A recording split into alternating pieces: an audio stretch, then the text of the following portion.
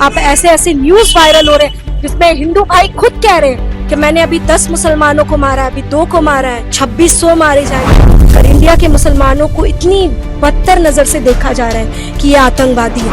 28 लोगों की जो जाने गई वो एक आतंकवादी हमला नहीं था सिर्फ, बल्कि वो पूरी इंसानियत का कत्ल था। ऐसे हमलों को नहीं रोका गया तो मुझे लगता है कि देश में फिर ये बड़ा बवाल बनकर सामने है और लोगों की सिक्योरिटी का मसला हो जाएगा। सबसे ज्यादा शर्मिंदगी इस बात पे हो रही है कि पहलगाम वाला जो मामला हुआ उस पे हम ठीक से श्रद्धांजलि नहीं दे पाए, उनके परिवारों के लिए कुछ कर नहीं पाया। आज पूरा हिंदुस्तान, पूरी हिंदू कम्युनिटी भड़की हुई है। आप उनसे ये उम्मीद कैसे कर सकते हैं कि वो किसी मजहब से ताल्लुक रखते हैं, क्योंकि इस्लाम एफ और आतंकवाद तो कभी सिखाता ही नहीं। आप अगर इस्लाम को देखा जाए, बहुत सारे नॉन मुस्लिम्स हैं जो ये सवाल कर रहे हैं कि कुरान पाक में साफ मेंशन है कि काफिरों को मारे, और मोदी जी भाषण देने को जरूरी समझते हैं, वो एक्शंस लेते हुए नजर नहीं आते। एक भी नहीं पकड़ा गया। ये मुद्दा भी चलेगा, इस मुद्दे को कम्युनल वायलेंस का नाम दे दिया जाएगा, हिंदू मुसलमान में हमले होंगे, लड़ाइयाँ। आज आप देखिए, उन्होंने तो हमला कर दिया, उनका जो मकसद था आतंकवादियों का वो तो फुलफिल हो गया, लेकिन इससे सफर कौन कर रहे हैं हमारे हिंदुस्तान। आपने इतने बड़े बड़े आईटी सेल्स बनाए हुए, आपके पास बड़े बड़े ब्यूरोक्रेट्स हैं, आपके पास आईएएस ऑफिसर्स हैं, लेकिन आप जब अपने ही देश के लोगों की सुरक्षा करने में नाकाम रहते हैं और फिर आप कहते हैं कि ये मुसलमान ही आतंकवादी है, ये एक के बाद एक आतंकी हमले किए जा रहे हैं। तो इस नजरिए में, इस पूरे मामले में मेरी राय ये है कि ऐसे मुद्दों को होने से पहले इन्हें रोकने की कोशिशें की जाए। सरकार को उसी वक्त वो किसी भी धर्म का, किसी भी मजहब का उसे पकड़े, उसे लॉकअप में भरे, उसे फांसी की सजा सुनाए, ताकि आने वाली नस्लें खबरदार हो जाए। आपने सिर्फ 28 लोगों को नहीं मारा है, बल्कि आपने एक कम्युनिटी, एक पूरे इंटायर मुल्क के लोगों के अंदर दंगे की आग भड़का दी। और उनका ट्वीट ये है कि धर्म देखा जाति नहीं, और उन्होंने एक गिबली आर्ट वाला फोटो पोस्ट कर दिया। आप देखें कि जब हमारा देश खुद किसी मुद्दे से जूझ रहा हो, उस वक्त कम्युनल वायलेंस फैलाने वाली इस आग को बढ़ावा देना कितना खतरनाक हो सकता है कि इनके राज में 2 अटैक्स हो जाते हैं, 2 आतंकी हमले हो जाते हैं, और दोनों में कॉमन चीज आप गौर करें कि वो आए कहां से और गए कहां से, ये किसी को नहीं पता। 1.5 घंटा जो ये मामला चला, उस बीच कोई भी सैनिक क्यों नहीं आया? कुरान पाक में साफ मेंशन है कि काफिरों को मारो, लेकिन क्या आपने पढ़ने की कोशिश की कि कुरान ने उसे किस रेफरेंस में कहा है? कश्मीर के पहलगाम में 22 अप्रैल को हुए आतंकवादी हमले के बाद पूरे देश में एक आक्रोश सा फैल गया है। सभी तरफ अगर आप देखेंगे तो लोग प्रोटेस्ट कर रहे हैं, कहीं कैंडल मार्च निकाले जा रही हैं। जिस तरीके से 28 पर्यटकों की जान गई है, इसी के तहत आज हम बात करने वाले हैं आफरीन अंसारी से, जो कि एक सोशल एक्टिविस्ट हैं, और इनसे हम बात करके सबसे पहले इस मुद्दे के बारे में जान देंगे कि वो इस मुद्दे को किस तरीके से देखती हैं। Thank you so much for inviting me. First of all, ये पहलगाम वाला जो मुद्दा है, इसे देखने की ज़रूरत ही नहीं है। अब इस पर मेरी राय ये है, इसे देखने की ज़रूरत क्यों नहीं है, क्योंकि वो सीधा जो है वो एक आतंकवादी हमला है, और आतंकवादी हमला जो होता है इस पर स्ट्रिक्ट एक्शंस लेने की ज़रूरत है। आज लोग बात कर रहे हैं, कैंडल मार्च निकाल रहे हैं, प्रोटेस्ट कर रहे हैं, लेकिन मैं समझती हूँ कि ये प्रोटेस्ट जो है, आप खुद ही देखिए, 2 महीने की भड़की हुई आग रहती है, उसके बाद लोग शांत हो जाते हैं। तो हमें ज़रूरत है कि हम इन मसलों पर सख्ती से काम करें, इन मसलों पर स्ट्रिक्ट एक्शंस लिए जाएं, क्योंकि पहलगाम वाला जो मामला हुआ, 28 लोगों की जो जाने गई, वो एक आतंकवादी हमला नहीं था सिर्फ, बल्कि वो पूरी इंसानियत का कत्ल था। कि आपने सिर्फ 28 लोगों को नहीं मारा है, बल्कि आपने एक कम्युनिटी, एक पूरे इंटायर मुल्क के लोगों के अंदर दंगे की आग भड़का दी। ये जो पहलगाम वाला इशू हुआ, इससे पहले पुलवामा अटैक हुआ, तो आप ये देखिए कि इन आतंकवादियों की हिम्मत कितनी बढ़ गई है कि ये एक के बाद एक आतंकी हमले किए जा रहे हैं। तो इस नजरिए में, इस पूरे मामले में मेरी राय ये है कि ऐसे मुद्दों को होने से पहले इन्हें रोकने की कोशिशें की जाए, इन पर से निकलना कैसे है इसके जराए बनाए जाए, क्योंकि अगर आज ऐसे हमलों को नहीं रोका गया तो मुझे लगता है कि देश में फिर ये बड़ा बवाल बनकर सामने आएगा और लोगों की सिक्योरिटी का मसला हो जाएगा। एक चीज जो है काफी हाईलाइट हो रही है इस टेररिस्ट अटैक के बाद, वो ये है कि धर्म पूछ करके मारा गया है, मुसलमानों को छोड़ दिया गया है और हिंदुओं को पकड़ करके मारा गया है। इसमें आपका क्या कहना है? ये मैं बात आपको बता दूं कि इस जो आग को जिसने चिंगारी दी है वो बीजेपी सेल के लोग हैं। क्योंकि आप देखें कि जैसे ही पहलगाम में हमला हुआ उसके फौरन ही बाद उन्होंने जो है ट्विटर पे ट्वीट किया है, और उनका ट्वीट ये है कि धर्म देखा जाति नहीं, और उन्होंने एक गिबली आर्ट वाला फोटो पोस्ट कर दिया। आप देखें कि जब हमारा देश खुद किसी मुद्दे से जूझ रहा हो उस वक्त कम्युनल वायलेंस फैलाने वाली इस आग को बढ़ावा देना कितना खतरनाक हो सकता है। ये लोग कहते हैं कि हम क्या मजहब की धर्म की राजनीति नहीं करते, लेकिन ये साफ तौर पर जब पहलगाम में हमला हुआ, आतंकी हमला हुआ, तो इनको ज़रूरत थी कि ये जो मैरिटर्स हैं, जो शहीद हुए, उनको जाकर श्रद्धांजलि दे, उनके घर वालों से बातचीत करे, उनका सहारा बने। बनिस्बत इसके उन्होंने ट्विटर में पोस्ट करना ज़रूरी समझा। इसका सीधे सीधे एक ही मतलब समझ आता है कि पहलगाम वाले अटैक से इन्होंने शहीदों को श्रद्धांजलि नहीं दी है। मतलब शहीदों को क्या बोलते हैं, सब्र देना, उनके खिलाफ में बात करना, उनके सपोर्ट में बात करना। बेसिकली इन्होंने इस चीज़ को करने के बजाय अपनी राजनीतिक रोटी सेकना ज़रूरी समझा, क्योंकि अगर वो पोस्ट नहीं करते तो हिंदू और मुस्लिम का वायलेंस वो कहाँ से करवाते, और उनको वोट बटोरने का एक जरिया नहीं मिल पाता। सीधी सी बात है। इसी के साथ एक ये भी बात है कि सरकार के फेलियर को काफ़ी ज़्यादा देखा जा रहा है, क्योंकि 1.5 घंटे तक वहाँ पर सुरक्षा बल नहीं आए थे, और अगर इतने ज़्यादा पैमाने में पर्यटक वहाँ मौजूद थे तो फिर सुरक्षा क्यों नहीं थी, ये भी एक सवाल उठ करके सामने आ रहा है। बिल्कुल, अगर आप इसके लिए इससे पहले मैंने अभी भी फिर से कहा कि पुलवामा अटैक अगर आप देखें तो ये सरकार का ही फेलियर है ना, कि इनके राज में 2 अटैक्स हो जाते हैं, 2 आतंकी हमले हो जाते हैं, और दोनों में कॉमन चीज़ आप गौर करें कि वो आए कहाँ से और गए कहाँ से ये किसी को नहीं पता। आपने इतने बड़े बड़े आईटी सेल्स बनाए हुए, आपके पास बड़े बड़े ब्यूरोक्रेट्स हैं, आपके पास आईएएस ऑफिसर्स हैं, लेकिन आप जब अपने ही देश के लोगों की सुरक्षा करने में नाकाम रहते हैं और फिर आप कहते हैं कि ये मुसलमान ही आतंकवादी है, ये मुसलमान ही आतंकवाद की जड़ है, तो उससे पहले आपको अपने गिरबान में झांकने की ज़रूरत है कि आपने लोगों की सुरक्षा के लिए क्या किया। पहलगाम एक टूरिस्ट प्लेस था, ज़रूरत थी कि वहाँ पे ऐसे सैनिक तैनात किए जाए जो 24 आवर्स सर्विस दें, लेकिन 1.5 घंटा जो ये मामला चला उस बीच कोई भी सैनिक क्यों नहीं आया। आप गौर करें तो कश्मीर आर्टिकल 370 के बाद अभी गवर्नमेंट इंडियन गवर्नमेंट का हिस्सा बना हुआ है, उसकी देख रेख सब कुछ इंडियन गवर्नमेंट के हाथ में, तो फिर टूरिस्टों को ये सिक्योरिटी देने में नाकामयाब कैसे रहेगी, ये सवाल बनता है। खुद उन्हें इस सवाल का जवाब देने की ज़रूरत है, जबकि आज इसकी वजाहत इंडिया का मुसलमान दे रहा है। जैसे ही इस हमले की खबर मिली प्रधानमंत्री को, वो तुरंत सऊदी अरब से आए हैं और उसके बाद उन्होंने ये बयान दिया है कि सख्त एक्शन लिया जाएगा टेररिस्टों के खिलाफ। तो कहीं ना कहीं सरकार भी तो अपना काम करने की कोशिश कर रही है, इस पे आपका क्या कहना है? बिल्कुल, सरकार काम कर रही है, मैंने कभी ये नहीं कहा कि वो कोशिश नहीं कर रहे, लेकिन अगर वो आपने कहा सऊदी अरब से छोड़कर आए तो आप फ़ौरन उसके बाद देखिए उन्होंने बिहार इलेक्शन में अपना जो है परचम जमाना शुरू कर दिया। तो ये श्रद्धांजलि देने की बात कहाँ से हुई? अगर आपके अपने किसी भी प्रियजन का ऐसे मौत हो जाती है ऐसे आतंकी हमले में, तो क्या आपके लिए उस वक्त सियासत इम्पॉर्टेंट होगी? और ये तो 1 जन नहीं, 2 जन नहीं, बल्कि 28 लोगों की बात थी। ये मुल्क की सेफ्टी का सवाल था। उन्हें पता है, प्रधानमंत्री मोदी जी को इस बात की अच्छी सी खबर है कि अगर ये मुद्दा बना है आतंकवाद का, तो ये कम्युनल वायलेंस की शक्ल में पाकिस्तान में नहीं बल्कि हिंदुस्तान में नजर आएगा। आज आप देखिए, उन्होंने तो हमला कर दिया, उनका जो मकसद था आतंकवादियों का वो तो फुलफिल हो गया, लेकिन इससे सफ़र कौन कर रहे हैं? हमारे हिंदुस्तान में जो आज भी सफ़र कर रहे। तो मेरा ख्याल है कि मोदी जी को जो है वो अपने काम को थोड़ा और इन्हेंस करने की ज़रूरत है। बनिस्बत बिहार में रैलीज करवाने के, इलेक्शन रैलीज में ध्यान देने के, कॉन्फ्रेंस में ध्यान देने के, उन्होंने एक्शंस जो लिए, आप गौर करें, यूट्यूब चैनल्स बंद किए, फिर अभी मीम्स बन रहे, वो पाकिस्तान का पानी बंद कर दिया जाएगा।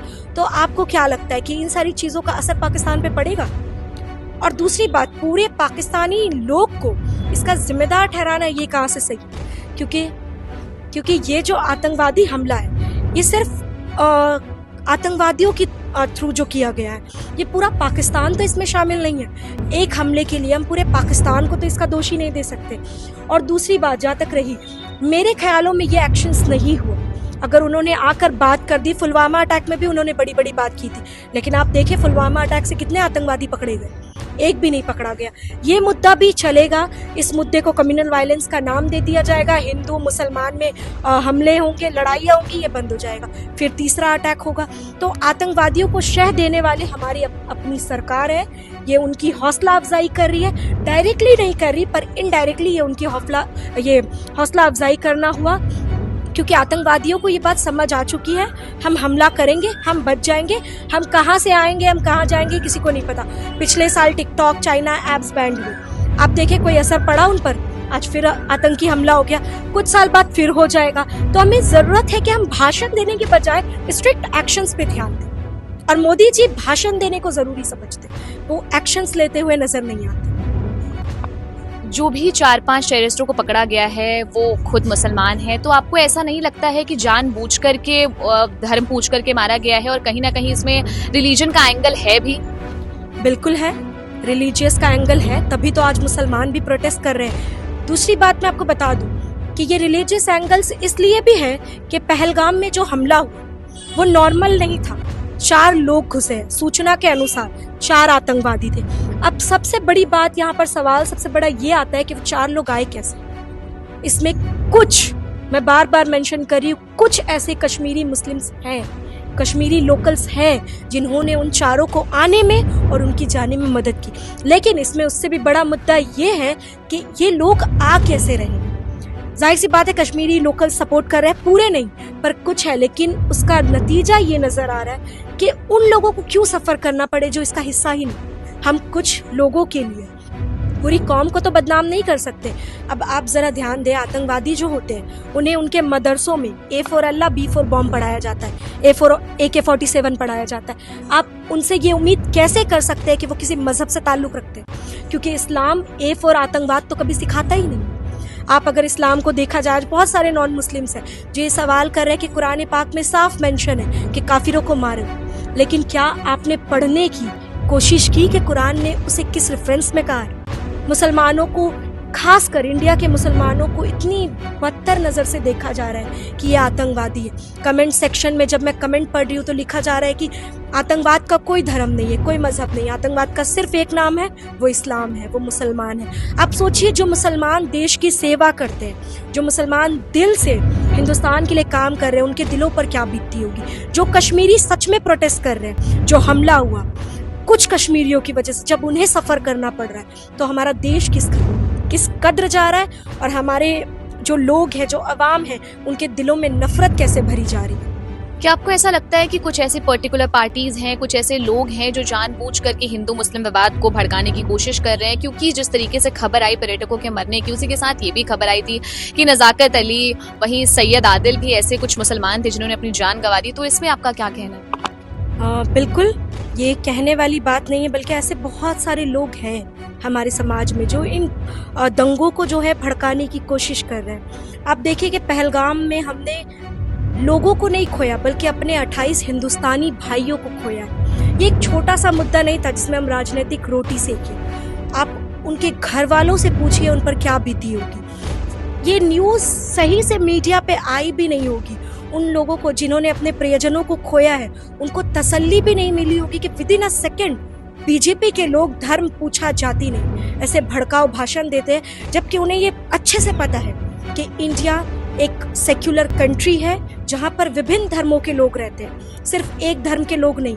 तो यहाँ पर जब एक साथ एक जगह पे काफ़ी बर्तन हो तो वहाँ आवाज़ भी होती है। तो इसी वजह से, यही वजह है कि इंडिया हमेशा कहीं ना कहीं कम्युनल वायलेंस देखता है। उत्तर प्रदेश में चाहे मुसलमानों के साथ हो रहा हो या मुर्शिदाबाद में हिंदुओं के साथ हो रहा हो, ऐसी जगह पर ऐसे बयानात देना, मैं मानती हूँ कि ये सरासर गलत था और ये भी आतंकवाद ही कहलाएगा। तो दूसरी बात रही जो ये बोला गया है कि धर्म पूछा जाति नहीं, तो आप ये चीज़ देखिए कि इंडिया में बहुत सारे ऐसे वायलेंस होते हैं जिनमें कब धर्म पूछा जाता है, कब उनसे धर्म पूछकर नहीं मारा जाता उन्हें। आप देखिए कि एक मुसलमान व्यक्ति को ट्रेन में उसकी दाढ़ी खींचकर मारी जाती, शायद वो बीफ कैरी कर रहा होगा, सिर्फ इस बुनियाद पर, वो श्योर भी नहीं थे। बहुत सारे ऐसे मॉब लिंचिंग्स होते हैं सिर्फ इस नाम पर कि वो मुसलमान हैं। बहुत सारे मुसलमान की दुकानों पर बैन लगाया गया उत्तर प्रदेश में, संभल का मामला हम सब ने देखा। वहाँ पर कैसे फायरिंग हुई और कैसे हमने अपने 8 मुस्लिम लोगों को खोया। तो क्या ये आतंकवाद नहीं था? आतंकवाद हर वो चीज़ है। मैं जितने भी ऑडियंस है उनसे बताना चाहूँगी कि आतंकवाद का सच में कोई धर्म या मजहब नहीं है और आप हरगिज़ उसे इस्लाम का नाम नहीं दे सकते। आतंकवाद हर वो इंसान करता है जो किसी मासूम व्यक्ति को मारता है, चाहे वो पहलगाम में हुआ हमला हो, चाहे वो उत्तर प्रदेश में डेली मुसलमानों को मारे जाने वाली साजिश हो, वो भी आतंकवाद ही है।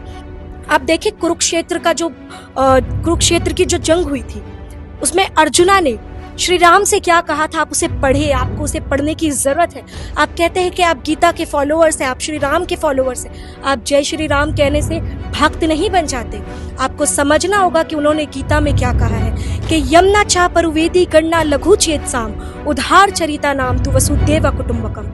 ये इसका अर्थ मैं आपको बता दूं कि अगर आप विषाद योग और संख्य योग पढ़ेंगे तो उसमें साफ तौर पर जब अर्जुना ने कुरुक्षेत्र के मैदान में 2 लोगों को लड़ाई के दरमियान खड़े हुए देखा तो उन्होंने कहा कि ये 2 लोग मेरे आपस के ही हैं, ये मेरे रिश्तेदार हैं, मेरे रिलेटिव्स हैं, मेरे टीचर हैं, मेरे गुरु हैं, मैं इनसे कैसे लड़ाई कर सकता हूँ। तब श्री राम ने उन्हें संख्य योग में ये चीज़ बताई कि एक आत्मा जो है, इंसान भले ही मर जाता है लेकिन उसकी आत्मा कभी नहीं मरती। ये श्री राम जी ने कहा वसुदेव कुटुंबकम, यानी एक नेशन एक परिवार। आप सोचे कि हमारे हिंदू भाइयों ने कैसे बांट दिया, जो अपने आप को श्री राम का भक्त बता रहे, उन्होंने ही तो मुस्लिम और हिंदू वाला विवाद पैदा किया है। वही कहते हैं कि ये मुसलमान है या हमारे धर्म के नहीं, इन्हें मार दो। तो क्या आपने वो गीता पढ़ी है? क्या आपने उसी श्री राम को फॉलो किया है जो वसुदेव कुटुंबकम का नारा देते हैं, जो कहते हैं कि अगर आप एक मासूम को मारते हो तो आपने पूरी कुल कायनात को मारी। मैं सेम आपको बताना चाहूँगी कुरानिक रेफरेंस देकर कि सूरह 9 आयत नंबर 31 सूरह अल मैदा, जिसमें कुरान पाक में अल्लाह ताला फरमाते हैं कि अगर किसी भी एक मुसलमान ने एक मासूम इनोसेंट को मारा तो उसने पूरी इंसानियत को मारा, लेकिन बनिस्बत अगर कोई एक व्यक्ति एक इनोसेंट को बचाता है, मरने से बचाता है, तो उसने पूरी इंसानियत को बचा ली। तो आप देखिए ये फ़र्क तो हम खुद पैदा कर रहे हैं, हिंदू मुसलमान वाला। ना गीता ने कहा है ना कुरान ने कहा है, बल्कि अर्जुना ने कुरुक्षेत्र के मैदान से अपने आप को वापस कर लिया कि मैं मासूमों को नहीं मार सकता जिसमें मेरे अपने हूँ। और आज हमारे हिंदू भाई सिर्फ ये सोच कर मारते हैं कि ये मुसलमान है, ये बीफ कैरी कर रहा है। आपने गीता में कहीं पे लिखा देखा कि आप जानवर के नाम पर इंसान को मारो? कौन सा गीता ये सिखाएगा कि एक जानवर इंसान से ऊपर? कौन सा कुरान ये सिखाएगा कि ए फॉर अल्लाह बी फॉर बॉम्ब? ये वो लोग हैं जो अपने मजहब से बेजार हैं, जिन्होंने अपने मजहब को, अपने धर्म को पढ़ा ही नहीं। ये वो लोग हैं। और आतंकवादी, काफिरों को मारो मतलब आतंकवादियों को मारो, जो ऐसी घिनौनी हरकत करते हैं कि 2 लोग या 2 जात आराम से आपस में लड़ पाए। मुझे सबसे ज़्यादा शर्मिंदगी इस बात पे हो रही है कि पहलगाम वाला जो मामला हुआ उस पे हम ठीक से श्रद्धांजलि नहीं दे पाए, उनके परिवारों के लिए कुछ कर नहीं पाया। आज पूरा हिंदुस्तान, पूरी हिंदू कम्युनिटी भड़की हुई है कि 26 के बदले 2600 को मुसलमानों को मारा। आप ऐसे न्यूज़ वायरल हो रहे हैं जिसमें हिंदू भाई खुद कह रहे हैं कि मैंने अभी 10 मुसलमानों को मारा है, अभी 2 को मारा है, 2600 मारे जाएंगे। आप सोचे मानसिक स्थिति कहाँ है। 26টা মেরেছে হিন্দু বলে আমরা 260টা দেহ চাইছি। ভারত মাতা কি জয়। 260টা দেহ চাইছি, 24 ঘন্টার মধ্যে দিতে হবে। मैं हिंदुओं का दर्द बखूबी समझ रही हूँ कि उन्हें क्यों मुसलमानों पर भरोसा करना उनके लिए मुश्किल हो पा रहा है। ऑब्वियसली कि जब भी वो सुनते हैं आतंकवाद मुसलमान के नाम पे आ जाता है, लेकिन आप सोचिए जो हमारे इंडिया में चल रहा है। एज अ मुस्लिम मुझे भी हिंदू एरिया में जाने में डर लगता है जब मैं मॉब लिंचिंग की खबरें देखती हूँ। तो हमें ज़रूरत है कि दोनों लोगों को आपस में समझाया जाए। सरकार को ज़रूरत है कि जब ऐसे दंगे हो तो सबसे पहले कम्युनल वायलेंस को रोका जाए, जात, धर्म, नस्ल, मजहब, इन सबको परे किया जाए। क्योंकि आतंकवाद, मैं बार बार कहूँगी, चाहे हिंदू मुसलमान को मारे वो भी आतंकवाद है। वो कहीं से मॉब लिंचिंग नहीं है मेरी नज़र में। लोगों ने उसे मॉब लिंचिंग का नाम दे दिया, लेकिन मैं उसे आतंकवादी कहूँगी। और वो शख्स जो किसी को बीफ के लिए मार रहा है वो आतंकवादी है। सेम जैसे पहलगाम और पुलवामा के लिए हुआ। इन लोगों के लिए सिर्फ एक ही सज़ा दी जाए कि ऐसे लोगों को पकड़ा जाए और बीच सड़क पे मारा जाए। जब ऐसे दंगों की शुरुआत हो, जब मस्जिद में तोड़ने की आवाज़ें गूंजे, जब मस्जिद में, मंदिर में कहीं से भी दंगे की शुरुआत हो ना, तो सरकार को उसी वक्त वो किसी भी धर्म का, किसी भी मजहब का उसे पकड़े, उसे लॉकअप में भरे, उसे फांसी की सज़ा सुनाए, ताकि आने वाली नस्लें खबरदार हो जाए। आखिर आपसे सवाल पूछना चाहूंगी कि पाकिस्तान के पूर्व क्रिकेटर शाहिद अफरीदी का बयान कल से जो है वो काफी वायरल हो रहा है। उनका कहना है कि अगर हिंदुस्तान में एक पटाखा भी फूट जाता है तो वो पाकिस्तान को ब्लेम कर देते हैं। उनका कहना है कि ये जो पर्यटक मरे हैं इसको इंडियन आर्मी ने ही मारा है, बस नाम पाकिस्तानियों पे लगाया जा रहा है, पाकिस्तानी मिलिट्री पे लगाया जा रहा है। इस पे आपका क्या कहना है? देखिए, कहीं ना कहीं मुझे भी ये चीज़ बिल्कुल सही समझ आती है, क्योंकि अब मुझे भी लोग कहीं नहीं आतंकवादी घोषित कर दे कि क्योंकि मैंने शाहिद अफरीदी का बयान, उनके बयान को सही कहा है। उसका एक रीज़न ये है कि आप सोचें, इलेक्शन से ठीक पहले एक हमला हो। आप ध्यान दें कि इलेक्शन के टाइम पे जो सरकारें होती है वो फोर्स और सिक्योरिटी को और टाइट कर देती है। कभी भी जब भी कोई आतंकी हमला हुआ, हमेशा हमने अपने जवान खोए, अपने भारतीय लोगों को खोया। आपने कभी सुना कि किसी आतंकी हमले में कोई सरकार गिरी हो, कोई सरकार मरी हो, किसी सरकारी बेटे को या किसी बड़े अफसर को कोई नुकसान हुआ? पहले हुआ था जब लोग दिल से करते थे। आप ग्राउंड जीरो जो मूवी आई है वो देखें, उसमें जो ऑफिसर थे NND दुबे, उनका जो रोल दिखाया गया है, he is a real gentleman. ऐसे सेनानी को, ऐसे BSF जो होते हैं, बॉर्डर सिक्योरिटी फोर्स, इन लोगों को सैल्यूट करने की जरूरत। लेकिन अभी जो हो रहा है, पटाखा भी फूटता है तो पाकिस्तान, कश्मीर ये बोल दिया जाता है। इसका एक तो पहला सीधा मकसद ये है कि सरकार अपना पल्ला झाड़ती है ताकि आप कश्मीर का नाम दे दो। अब जाहिर सी बात है, जो हिंदुस्तानी जो भड़के हुए वो कश्मीर तो जाएंगे नहीं, वो पाकिस्तान तो जाएंगे नहीं, तो वो ये बदला कहाँ से लेंगे जो हमें आज कोलकाता की सूरत में दिख रहा है। मैंने अभी सुना कि कोलकाता की एक डॉक्टर ने मुस्लिम महिला का जो इलाज करने से मना कर दिया। तो ये असर आप देखिए, ये क्यों आया? क्योंकि सरकार ने अपना पल्ला झाड़ दिया। उन्होंने डायरेक्ट कह दिया पाकिस्तानियों ने करवाया, कश्मीरी लोग शामिल थे। लेकिन सरकार ने क्या जराए खोले, सरकार ने क्या कोशिशें की? उन्होंने ये कहा कि हमने सिक्योरिटी तैनात की थी, हमारे इतने जवान थे वहाँ पे मौजूद, 1.5 घंटे वो फायरिंग्स चली, लोगों से नाम पूछा, आप खुद ही कह रहे हैं, नाम पूछा, उनका धर्म पूछा, इतना लंबा प्रोसेस चला। और कमाल की बात है, एक भी सिक्योरिटी नहीं थी। तो ये तो सुरक्षा का सवाल बनता है ना, कि जब आप टूरिस्ट प्लेस पर ही सुरक्षा नहीं दे पाए तो आम हिंदुस्तानी अपनी जगहों पर क्या सुरक्षित महसूस करेंगे? इसका मतलब है कि आप शाहिद अफरीदी के बयान से अग्री करती हैं? बिल्कुल, शाहिद अफरीदी के बयान से मैं बिल्कुल सहमति रखती हूँ। और उन्होंने एक और बयान ये दिया है कि हिंदुस्तान अपने लोगों को खुद मरवाने का जिम्मेदार है, कोई और क्यों मरवाएगा। ये बात बिल्कुल सही है। अगर आप पहलगाम वाले मुद्दे से थोड़ा सा हट कर देखें तो आज, इससे पहले भी हिंदुस्तान में बहुत सारे कम्युनल वायलेंस हुए हैं। हर दिन कोई हिंदू मर रहा है, कोई मुस्लिम मर रहा है। दिल्ली राइट्स देख ले, मणिपुर देख ले, मुर्शिदाबाद देख ले। भले ही हिंदू मरा हो या मुस्लिम मरा हो, हमारे भारतीय मरे। मजहब धर्म तो बाद में आता है। हमें देखने की जरूरत है, जब सरकार ने मणिपुर, मुर्शिदाबाद और फिर दिल्ली राइट्स, इस पे कोई एक्शन नहीं लिया तो आतंकवाद तो फिर बहुत दूर की बात है।